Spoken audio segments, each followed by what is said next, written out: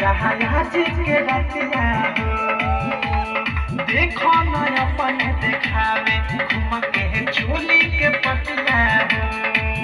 बाते गजब बोलाई बायो जब के चीज हाथ भीतरी घुसा के सजाए के गीज ढोढ़िए कड़ देख दूज खाल हो आदि के बताओ आदि किस्ता के माल है आदि के बताओ आदि किस्ता के